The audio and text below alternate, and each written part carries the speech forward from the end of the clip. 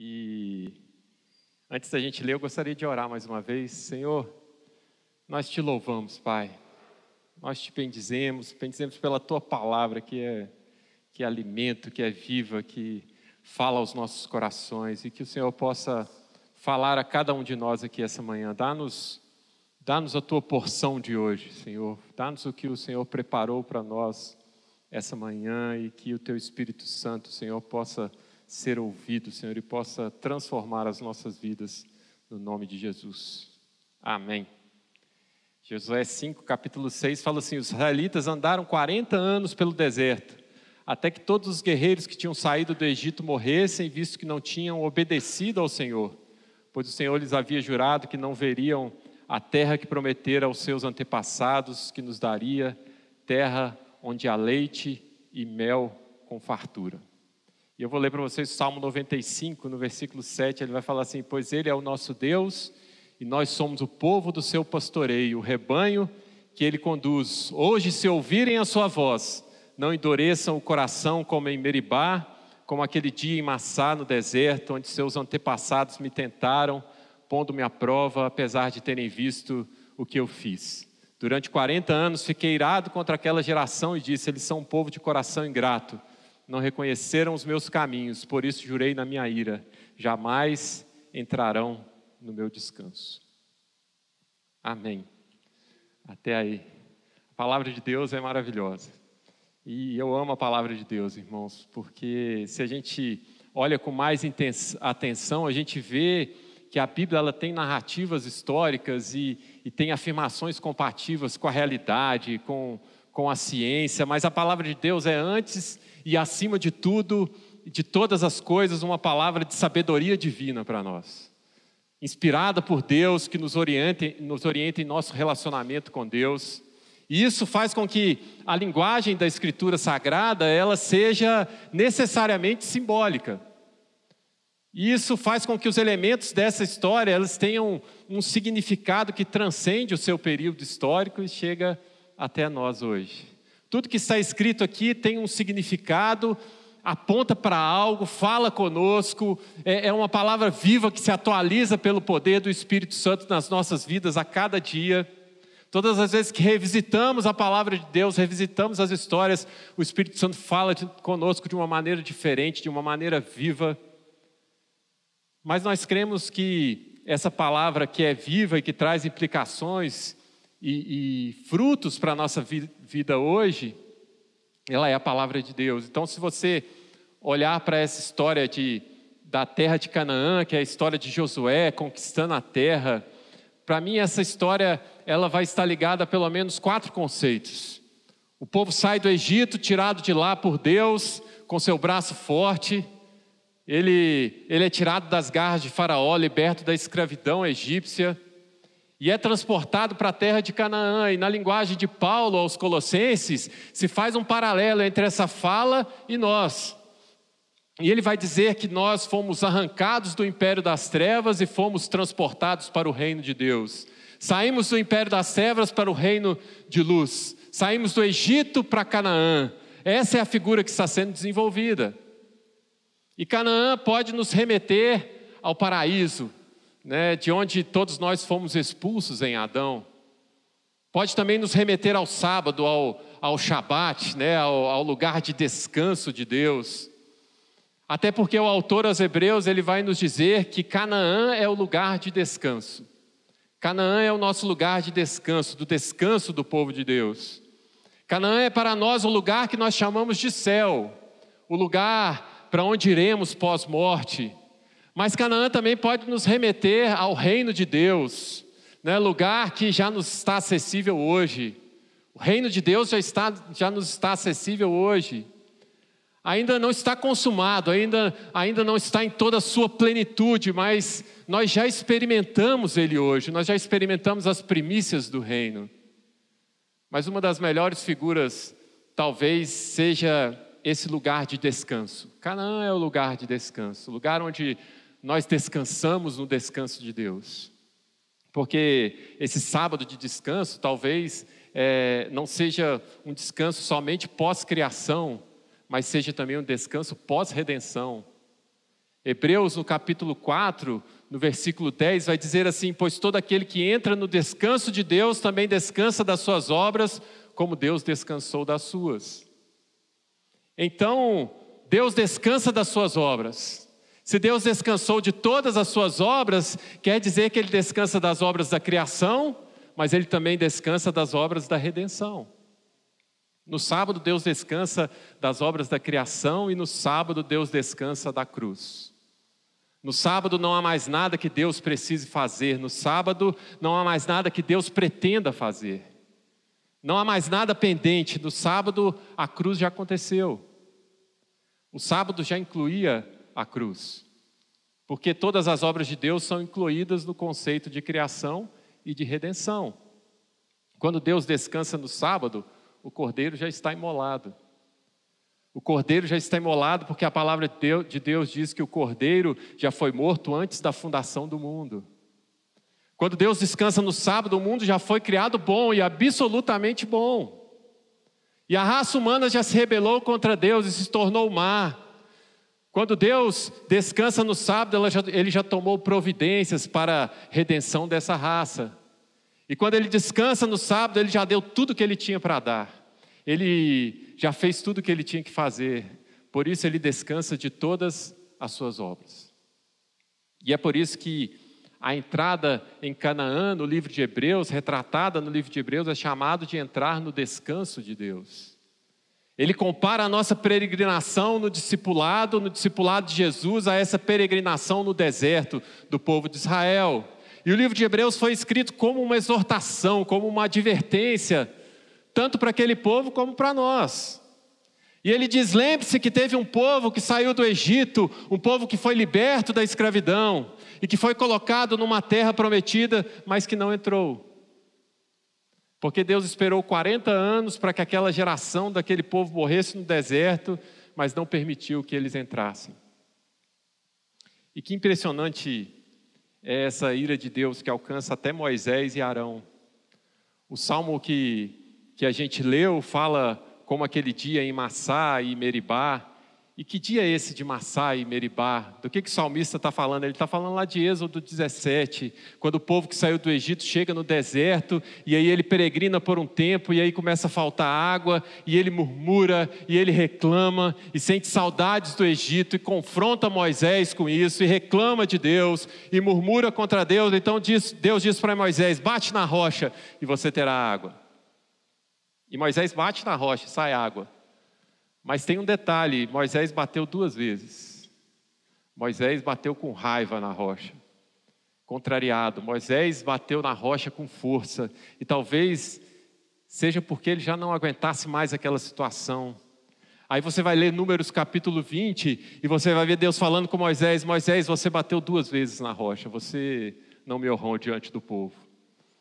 Quando lá em Massá e Meribá o povo se rebelou contra mim, você estava lá, Moisés, e o seu coração era igual ao do povo.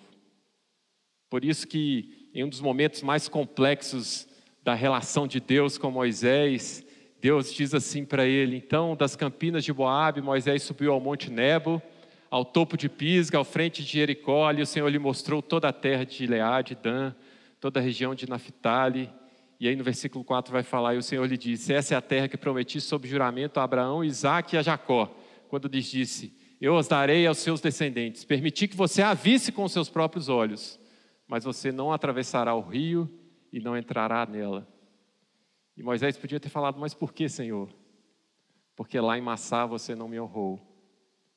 Você bateu forte demais na rocha. Deus vê o que está no nosso coração. E lá em Massá e Meribá, o coração dele era igual ao do povo. E se eu dissesse, e Deus poderia falar para eles: se eu disse para eles que eles não entrariam, você também não pode entrar, Moisés. Então vale para você também. As regras do jogo, elas servem para todos. Ora, mas eu sou Moisés, eu sou teu servo. Eu sei, Moisés, que você é meu servo, mas no céu não tem casuísmo. No céu não tem casuísmo, as regras são para todos. E agora chama Josué. E aí começa a história de Josué: pega ele, impõe as mãos sobre ele, e o Espírito Santo pousará sobre ele, e assim como eu fui contigo, eu serei com ele. E Josué capítulo 1 é maravilhoso, lá no versículo 6, a gente leu isso na segunda-feira, né, Thales? Deus fala com Josué: Josué, seja forte e corajoso, porque você conduzirá esse povo para herdar a terra que eu prometi sob juramento aos seus antepassados. Somente seja forte e corajoso. Mas à frente o povo repete isso para Josué, como se fosse uma confirmação, né? Josué, seja forte e corajoso. E a partir desse momento Josué começa a comandar o povo israelita, dar ordens para que o povo entre na terra atravessando o rio Jordão. E o primeiro lugar que ele conquista é a cidade de Jericó. E Josué tem uma estratégia de guerra muito interessante. Ele divide a terra em norte e sul, e ele começa a conquistar a terra pelo sul e depois pelo norte, divide para conquistar. Essa é uma tática já bem antiga, né? Jesus mesmo nos diz que uma casa dividida ela não prosperará. Quando alguém quer conquistar, a primeira coisa que tem que fazer é dividir. E dar um passo de cada vez, um pouquinho de cada vez. É assim que se conquista. E foi assim que Josué fez para conquistar Canaã. E Josué convoca o povo, anuncia a morte de Moisés. E agora é ele quem é o líder daquele povo. E no versículo 16 o povo diz assim para Josué: então eles responderam a Josué: tudo que você nos ordenar, faremos. E aonde quer que nos enviar, iremos. Assim como obedecemos totalmente a Moisés, também obedeceremos a você. Somente que o Senhor, o seu Deus, seja com você, como foi com Moisés. E todo aquele que se rebelar contra as suas instruções e não obedecer às suas ordens, seja o que for que você lhe ordenar, será morto. Somente seja forte e corajoso. Josué e Caleb saem, comandando aquele povo na conquista da terra. O povo entra na terra de Canaã. A primeira geração já é morta, assim como Moisés e Arão. Quem entra é a segunda geração, juntamente com Josué e Caleb. E Hebreus, ele joga uma luz muito grande a essa história de Josué e Caleb. Depois, se você quiser, eu não vou ler agora para vocês. Depois, se você quiser ler Hebreus 3 e 4, vai falar muito sobre isso, sobre esse episódio de Massá e Meribá. E é muito interessante que o autor aos Hebreus explica essa passagem. E ele fala por que o povo não entrou no descanso de Deus, não entrou no Canaã de Deus. No capítulo 4, versículo 2, ele vai falar: pois as boas novas foram pregadas também a nós, tanto quanto a eles, mas a mensagem que eles ouviram de nada lhes valeu, pois não foi acompanhada de fé por aqueles que ouviram. Então eles não entraram por quê? Por causa da incredulidade deles. Eles não entraram por causa da incredulidade. Eles não entraram também, que diz no versículo 11, por causa da desobediência. Pastor Sandro falou um pouco sobre isso semana passada, né? Sobre incredulidade, desobediência, sobre não honrar a Deus. Mas o que interessa mesmo, meus irmãos, é que tudo isso aqui, toda essa história, ela quer dizer para nós, é que o que está dito aqui, que Canaã está disponível hoje. Esse descanso de Deus está disponível hoje. O reino de Deus, o Canaã, o céu, o paraíso, seja lá como você quiser chamar, chegar a este lugar, chegar a esta dimensão, entrar em Canaã, está disponível para todos. Está disponível para todos nós. Chegar a Canaã ou chegar à satisfação. Chegar ao lugar onde eu tenho tudo que eu preciso ter, onde eu já fiz tudo que eu tinha que fazer, o lugar de recompensa. Porque o que é o sábado? É o lugar onde eu não preciso fazer mais nada, eu não preciso conquistar mais nada, eu não preciso realizar mais nada. E essa é a promessa de Deus para nós. E se hoje você ouvir a sua voz, não seja incrédulo e nem desobediente, mas entre no descanso. É isso que Deus fala para nós: quando ouvires a minha voz, não endureça o seu coração. Porque esse descanso ele está oferecido a todos nós. A todos nós. Eu não sei quanto a vocês, mas eu não sinto ainda de vez em quando que eu entrei nesse descanso. É claro que eu tenho a certeza da salvação, a certeza de alcançar essa Canaã celestial, e essa certeza já invadiu o meu coração, mas o céu é para mim ainda uma promessa futura. Porque hoje, ou às vezes eu me sinto muito mais no deserto do que em Canaã. Eu me sinto muito mais peregrino do que aquele que já chegou. Porque se você me perguntar: pastor, você já está desfrutando do leite e mel de Canaã? Eu vou te responder: gotas, vislumbres, primícias. Eu tenho desfrutado algumas coisas. Tenho experimentado gotas de vez em quando, porque eu ouvi a voz de Deus e eu creio que existe um Canaã celestial a ser alcançada. Mas eu ainda estou no caminho. Eu ainda estou no caminho dessa nova terra, como o pastor Osmar disse aqui hoje. Eu ainda tenho feridas que precisam ser cicatrizadas, eu estou lutando com elas. Eu ainda tenho desejos e apetites que estão em aberto e eu estou lutando com eles para realizá-los. Eu tenho fome, eu tenho sede, eu tenho angústias, eu tenho necessidades não satisfeitas, eu ainda preciso de muitas coisas, eu ainda tenho muito a fazer, muito trabalho a realizar, propósitos a cumprir. E eu ainda preciso de abraços, eu ainda preciso de elogios, preciso me sentir aceito, eu ainda preciso ser acolhido, me sentir aprovado. Eu tenho ainda as minhas preocupações, os meus medos, as minhas dúvidas. Então Canaã para mim ela é uma promessa futura, onde eu já começo a desfrutar algumas gotas dele. Mas eu já ouvi a voz e eu atendi ao chamado e eu sei que eu vou chegar lá.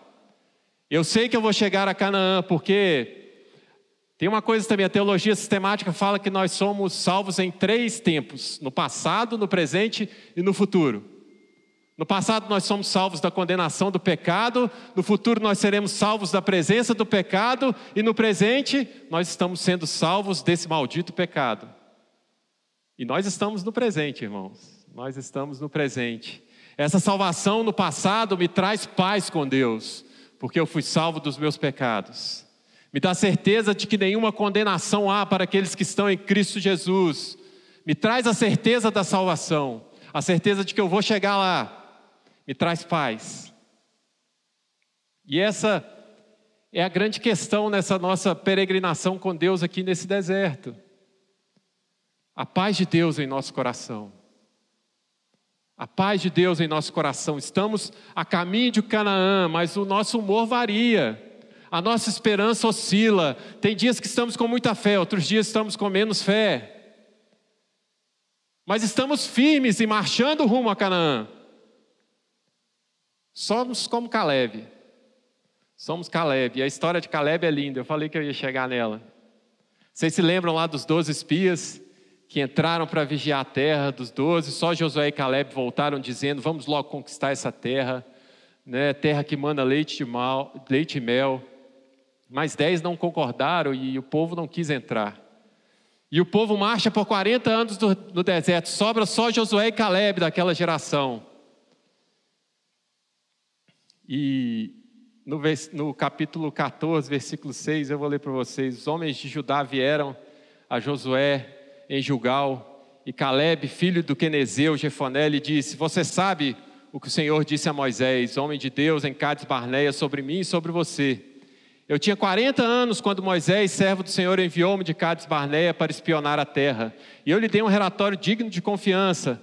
Mas os meus irmãos israelitas que foram comigo fizeram o povo desanimar-se de medo. Eu, porém, fui inteiramente fiel ao Senhor e meu Deus. Por isso, naquele dia Moisés me jurou: certamente a terra em que você pisou será uma herança perpétua para você e para os seus descendentes, porquanto você foi inteiramente fiel ao Senhor, o meu Deus. Pois bem, o Senhor manteve-me vivo como prometeu, e foi há 45 anos que ele disse isso a Moisés, quando Israel caminhava pelo deserto. Por isso aqui estou hoje, com 85 anos de idade. Ainda estou tão forte como no dia em que Moisés me enviou. Tenho agora tanto vigor para ir à guerra quanto tinha naquela época. Dê-me, pois, a região montanhosa que naquela ocasião o Senhor me prometeu. Na época você ficou sabendo que os Enaquins lá viviam com suas cidades grandes e fortificadas. Mas se o Senhor estiver comigo, eu os expulsarei de lá como ele prometeu.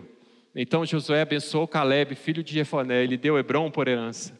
Por isso até hoje Hebrom pertence aos descendentes de Caleb, filho de Quenezeu, Jefoné, pois ele foi inteiramente fiel ao Senhor, o Deus de Israel. Esse é Caleb. Esse é Caleb. Nós estamos mais ou menos na posição de Caleb. Nós estamos indo com tudo para cima dos Enaquins. E é pau neles, irmãos. É pau nesses Enaquins. É espada, é pedra, é tudo que você tiver na mão, vai para cima deles, porque o que não falta na vida da gente é Enaquim. Porque Há uma figura muito interessante aqui em Êxodo e Josué, porque na hora de tirar o povo do Egito, Deus vai lá com seu braço forte e liberta o povo do Egito. Mas na hora de conquistar a terra, Deus, ele para e ele olha, e aí o povo olha para Deus e fala assim: não vai ter aquele bração forte não, Deus? E Deus fala: não, agora o braço é de vocês. Eu vou com vocês, eu serei com vocês. Vocês se lembram, né? Eis que estou convosco todos os dias. Essa é a promessa de Jesus para nós. Mas quem tem que fazer o negócio aí agora é o vosso. É vocês, é parceria. Né? Esse é o ensinamento das Escrituras Sagradas. Quem tira do Egito é Deus, mas quem conquista a terra é o povo. A palavra de Deus, ela é maravilhosa, irmãos, porque imagina, Deus vem, nos liberta, põe a mesa para nós. É como se nós estivéssemos lá na porta do templo ali, e Deus colocasse aqui na frente uma mesa para nós e nos convidasse a sentar à mesa com Ele. E a gente lá da porta. E a gente olha lá da porta, mas está cheio de enaquinho aqui no meio. Está cheio de gigante. Aí a gente olha para Deus, fala assim: Deus, não tem jeito de você tirar esses enaquinhos daí não? Né? Tira eles daí. Eles estão aí no meio, vai atrapalhar a gente chegar até aí, na mesa. E Deus diz: pode vir, não tenha medo. Entre aqui no meu descanso, venham sentar à mesa comigo. Mas e os enaquins, Senhor? Não se preocupe com eles. Eu já acabei com todos eles. Na cruz, eu os expus ao escândalo e ao desprezo. Eles já foram despojados. E despojados quer dizer, as armas foram jogadas ao chão. Eles já foram despojados. Eu estou com vocês. E nesse momento os medrosos ficam e os Calebes andam. Nesse momento os medrosos ficam e os Calebes andam. E aí, irmãos, é tapa para Enaquim para tudo quanto é lado. De vez em quando eles rugem mais forte. E nós ficamos com medo. Mas nós paramos por um momento, respiramos fundo, somos cheios do Espírito Santo de Deus novamente e retomamos a lucidez. E aí é tapa para tudo que é lado de novo. E o tapa é mais forte. E continuamos caminhando. E continuamos caminhando. Porque Canaã para nós hoje ainda é uma terra de conflito. Onde experimentamos o que Deus tem para nós, mas não experimentamos ainda tudo o que Deus tem para nós. Porque ainda não chegamos, ainda estamos como Caleb. Caleb, você já chegou em Canaã? Já cheguei em Canaã. Então você já entrou no descanso? Ainda não. Porque ainda há Hebrom para conquistar. Caleb, quanto tempo você está nessa? Já faz 45 anos que eu estou esperando isso.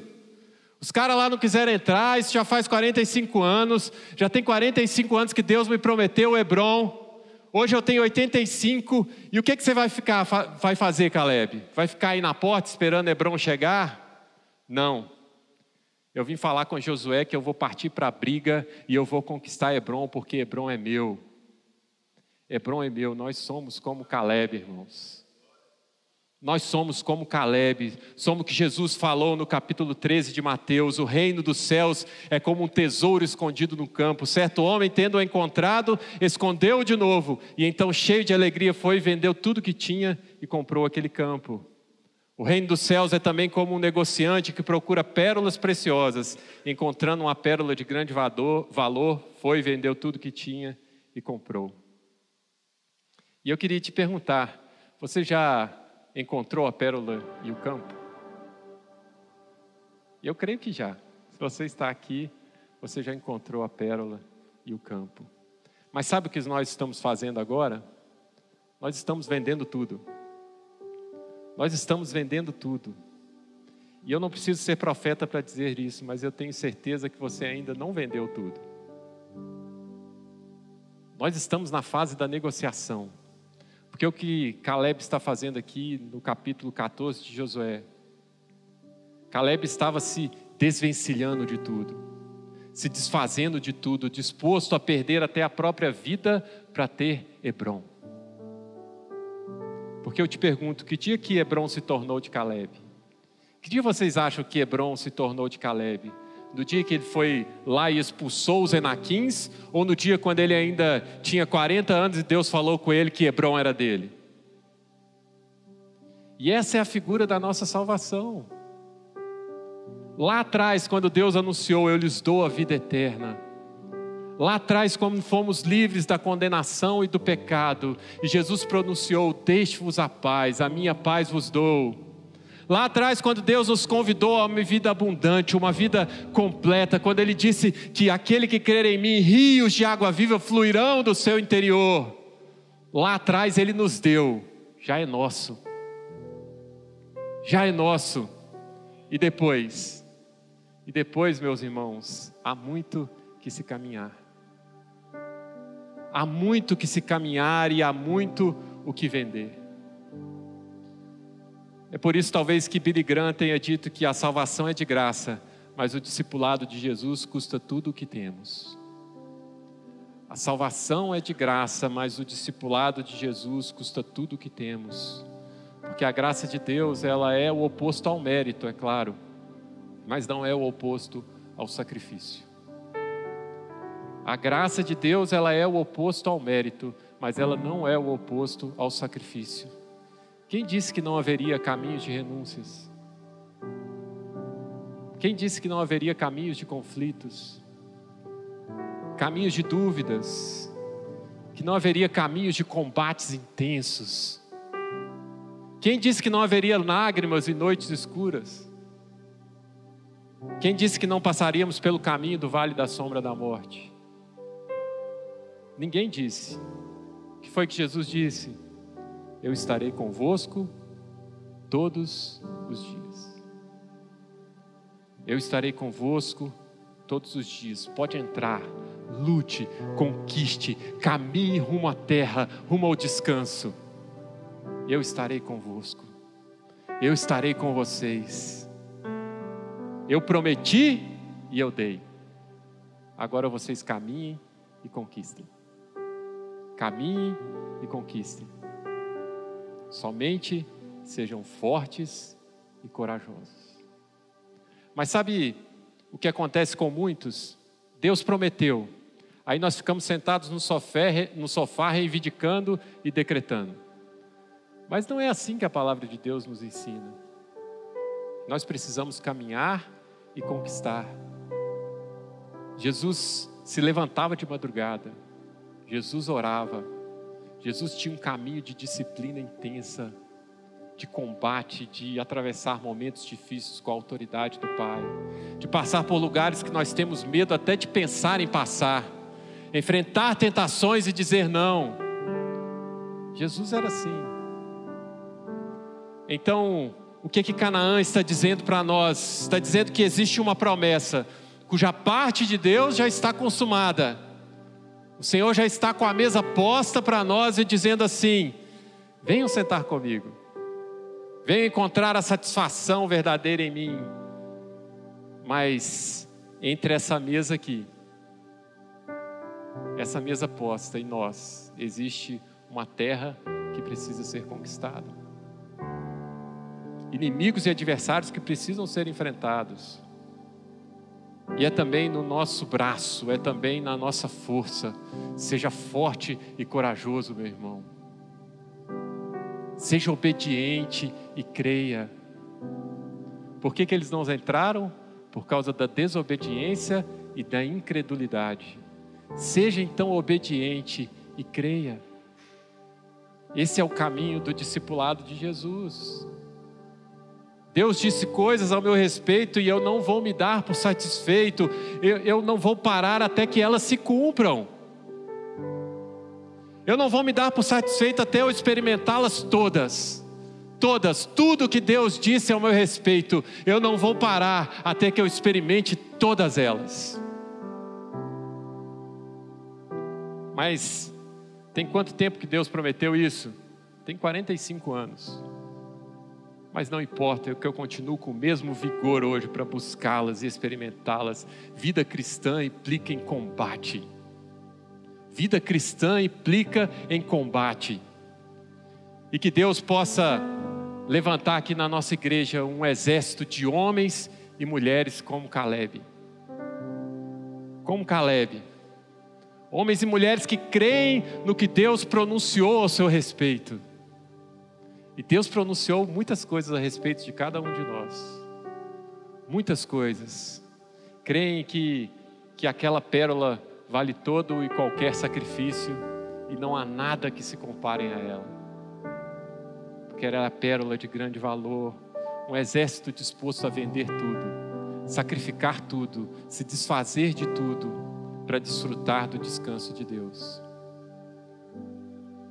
Por isso Paulo diz: todas as coisas que eu considerava para mim como lucro, como ganho, eu considero agora como perda para ganhar o conhecimento de Cristo Jesus. E que Deus nos ajude a chegar lá. Que Deus nos ajude a chegar lá, a Canaã celestial, chegar à mesa posta diante dos nossos adversários, e que Ele unja a nossa cabeça com óleo, que o nosso cálice transborde. Então saiba, meu irmão, a promessa de Deus não nos exime da nossa luta. A promessa de Deus não nos exime da nossa responsabilidade. A graça, ela é o oposto do mérito, mas a graça não é o oposto do sacrifício.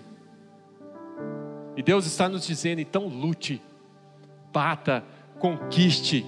Mas está doendo, Senhor, eu sei, mas continua andando, não para. Não para até você chegar no lugar de descanso. Deus vai te levar até lá, meu irmão.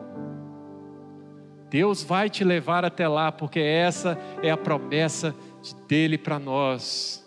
Mas ande com as suas pernas, porque o Senhor é contigo.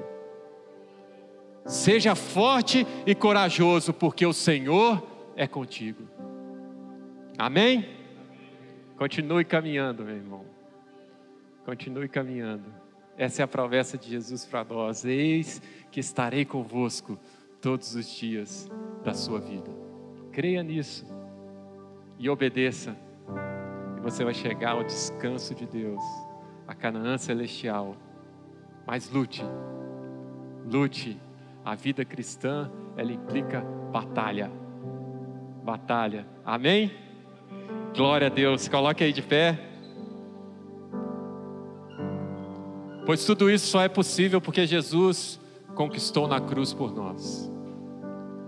É pelo sangue dele derramado na cruz, é pelo seu corpo moído por nós, é que Canaã hoje está disponível para todos nós. Esse descanso de Deus. E hoje, através do sangue de Jesus, nós podemos experimentar as primícias desse reino que já foi conquistado. Porque as armas já foram postas ao chão, os inimigos já estão derrotados. Nós precisamos conquistar. Momento de ceia do Senhor é momento de reflexão, irmãos, é de olhar para dentro de nós, olhar como está a nossa vida. Será que você tem ficado só no sofá, reivindicando e reclamando, ou você tem saído para lutar e conquistar? Olhe para dentro de você, olhe como tem sido a sua vida com Deus. Seja duro com você mesmo, não seja condescendente com você mesmo, porque quando a gente é duro com a gente mesmo, Deus vem e traz cura e traz restauração para as nossas vidas.